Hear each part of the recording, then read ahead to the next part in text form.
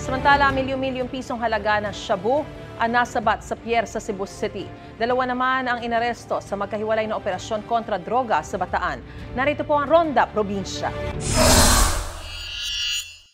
Nasamsam ang 5 gramo ng umano'y shabu sa buy-bust operation sa Barangay Lamao sa Limay, Bataan noong Biyernes. Tinatayang nasa 34,000 piso ang halaga ng droga na nasabat sa hinihinalang tulak. Mahaharap siya sa reklamong paglabag sa Comprehensive Dangerous Drugs Act of 2002. Walang pahayag ang suspect. Sa Abukay sa Bataan pa rin, inaresto ang isang lalaki matapos makuhanan ng hinihinalang shabu sa buy-bust operation sa Barangay Laon kahapon. Nasa 9 na gramo ito na nagkakahalaga ng mahigit 60,000 piso. Nakumpiska rin sa kanya ang isang baril na may mga karga ng bala. Mahaharap ang lalaki sa mga kaukulang reklamo. Walang pahayag ang suspect.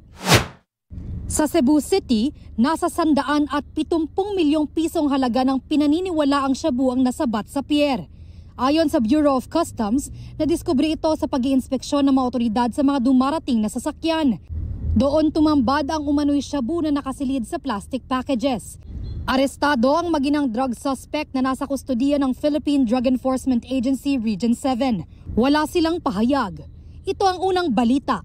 Bea Pinlac para sa GMA Integrated News. Gusto mo bang mauna sa mga balita? Mag-subscribe na sa GMA Integrated News sa YouTube at tumutok sa unang balita.